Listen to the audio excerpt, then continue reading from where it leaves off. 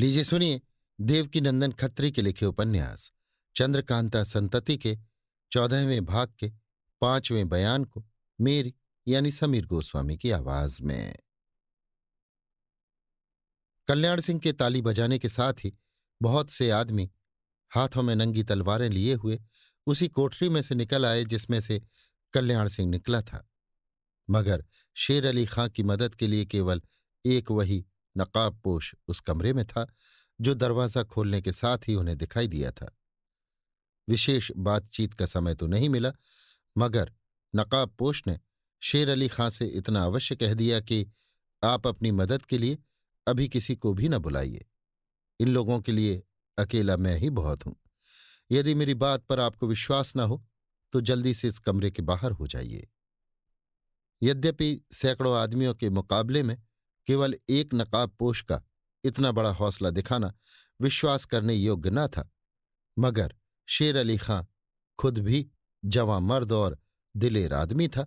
इस सबब से या शायद और किसी सबब से उसने नकाबपोश की बातों पर विश्वास कर लिया और किसी को बुलाने के लिए उद्योग न करके अपने बिछौने के नीचे से तलवार निकालकर लड़ने के लिए स्वयं भी तैयार हो गया। ये नकाबपोश असल में भूतनाथ था, जो सरयू सिंह के कहे मुताबिक शेर अली खां के पास आया था। उसे विश्वास था कि शेर अली खां कल्याण सिंह की मदद के लिए तैयार हो जाएगा। मगर जब उसने कमरे के बाहर से उन दोनों की बातें सुनी और शेर अली खां को नेक, ईमानदार, इंसाफ पसंद और सच्चा बहादुर पाया तो बहुत प्रसन्न हुआ और जी जान से उसकी मदद करने के लिए तैयार हो गया। हमारे पाठक ये तो जानते ही हैं कि भूतनाथ के पास भी कमलनी का दिया हुआ एक तिलिस्मी खंजर है, जिसे भूतनाथ पर कई तरह का शक और मुकदमा कायम होने पर भी कमलनी ने अपनी बात को याद करके अभी तक नहीं लिया था। आज उसी खंजर की बदौलत भूतनाथ ने इतना बड़ा हौसला किया और बेईमानों के हाथ से शेर अली खां को बचा लिया। जिस समय कल्याण सिंह ने भूतनाथ का मुकाबला करना चाहा, उस समय भूतनाथ ने फुर्ती से अपने चेहरे की नकाब उलट दी और ललकार कर कहा, आज बहुत दिनों पर तुम लोग भूतनाथ के सामने आए हो, जरा समझ कर लड़ना।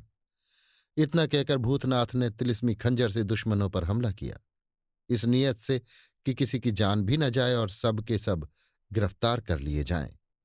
सबसे पहले उसने खंजर का एक साधारण हाथ कल्याण सिंह पर लगाया, जिससे उसकी दाहिनी कलाई, जिसमें नंगी तलवार का कब्जा था, कटकर जमीन पर गिर पड़ी।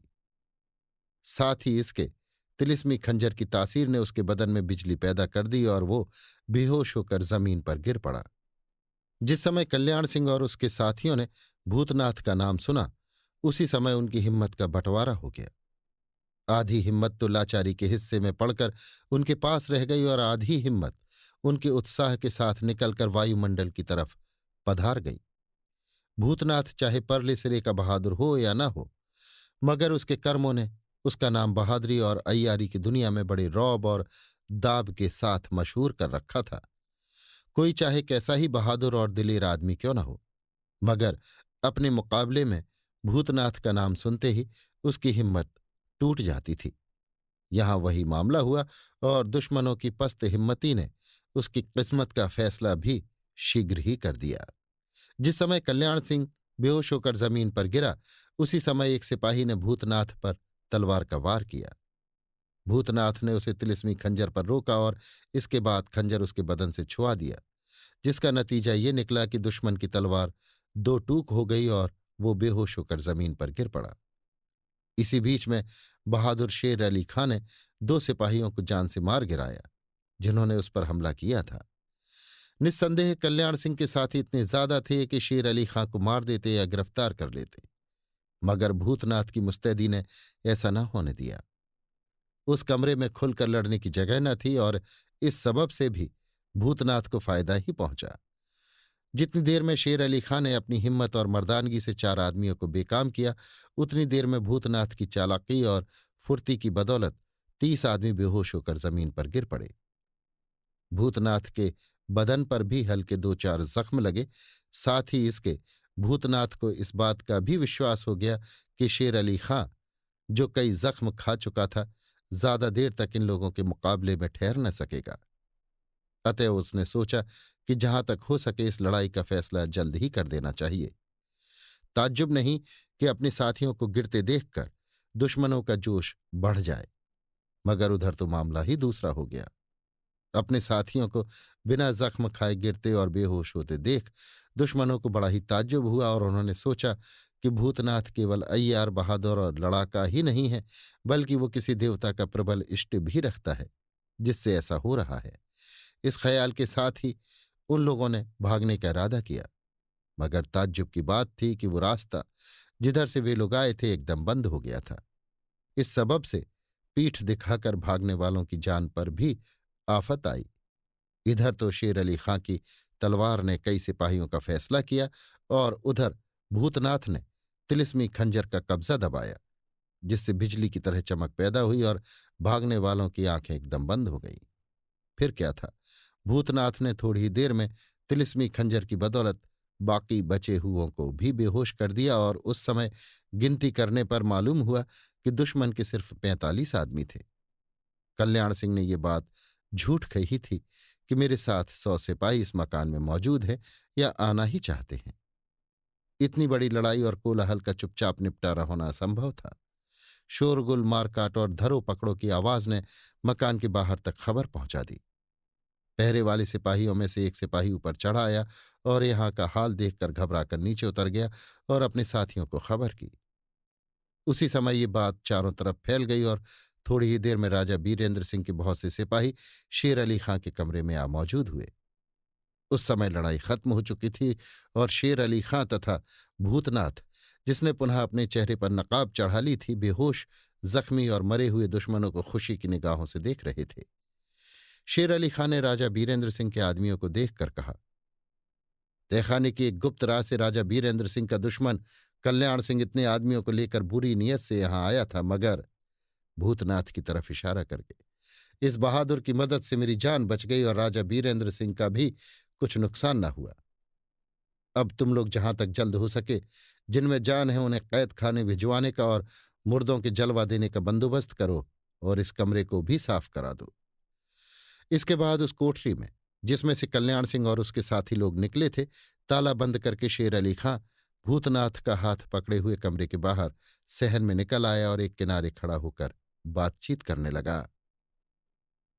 शेर अली, इस समय आपके आ जाने से केवल मेरी जान ही नहीं बची, बल्कि राजा बीरेंद्र सिंह का भी बहुत कुछ फायदा हुआ। हाँ, ये तो कहिए, आप यहां कैसे आ पहुंचे? किसी ने आपको रोका नहीं? भूतनाथ, मुझे कोई भी नहीं रोक सकता।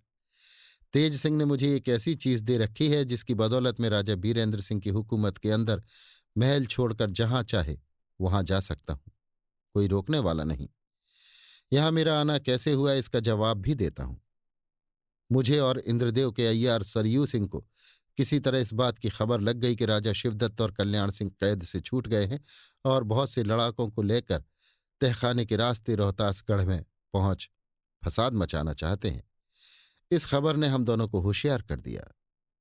सरयू सिंह तो दुश्मनों के साथ भेष बदले हुए तहखाने में जा घुसा और मैं बाहर से इंतजाम करने के लिए आया था। ये न समझिए कि मैं सीधा आपके पास चला आया। नहीं, मैं हर तरह का इंतजाम करने के बाद यहां आया हूं।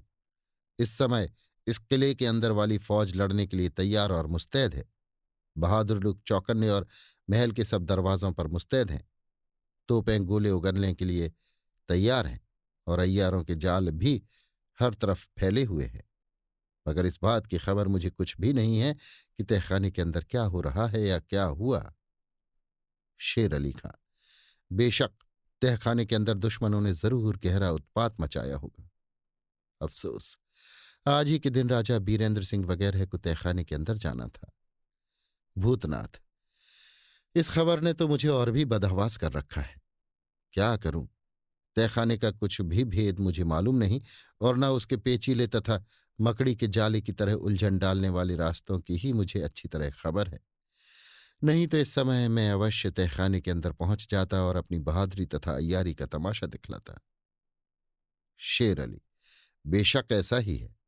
इस समय मेरा दिल भी इस ख्याल से बेचैन हो रहा है कि तहखाने के अंदर जाकर राजा साहब की कुछ भी मदद नहीं कर सकता। अभी थोड़ी ही देर हुई जब मेरे दिल में ये बात पैदा हुई कि जिस राह से कल्याण सिंह और उसके मददगार इस कमरे में आए हैं, उसी राह से हम लोग भी तहखाने के अंदर जाकर कोई काम करें। मगर बड़े ताज्जुब की बात है कि वो रास्ता भी बंद हो गया। जहां तक मैं ख्याल करता हूं, ये काम कल्याण सिंह के किसी पक्षपाती का नहीं है। भूतनाथ, मैं भी ऐसा ही समझता हूं। कुछ सोचकर, हाँ, एक बात और भी मेरे ध्यान में आती है। शेर अली, वो क्या? भूतनाथ, ये तो निश्चय हो ही गया कि हम लोग किसी तरह तहखाने के अंदर जाकर मदद नहीं कर सकते, और न इस किले में रहने में ही किसी तरह का फायदा है। शेर अली, बेशक ऐसा ही है। भूतनाथ, तब हमको खोह के उस मुहाने पर पहुंचना चाहिए जिस राह से दुश्मन लोग इस तहखाने में आए हैं। ताज्जुब नहीं कि दुश्मन लोग अपना काम करके या भाग के उसी राह से तहखाने के बाहर निकले। यदि ऐसा हुआ तो निस्संदेह हम लोग कोई अच्छा काम कर सकेंगे। शेर अली, खुश होकर, ठीक है, बेशक ऐसा ही होगा। अब तो विलंब करना उचित नहीं है। चलिए और जल्दी चलिए। भूतनाथ, चलिए, मैं तैयार हूं। इतना कहकर भूतनाथ और शेर अली खां ने राजा बीरेंद्र सिंह के आदमियों को लाशों को उठवाने और जिंदों को कैद करने के विषय में पुनः समझा बुझाकर तथा और भी कुछ कह सुनकर किले के बाहर का रास्ता लिया और बहुत जल्द उस ठिकाने पर जा पहुंचे जहां के लिए इरादा कर चुके थे। अभी आप सुन रहे थे देवकीनंदन खत्री के लिखे उपन्यास चंद्रकांता संतति के 14वें भाग के 5वें बयान को मेरी यानी समीर गोस्वामी की आवाज में।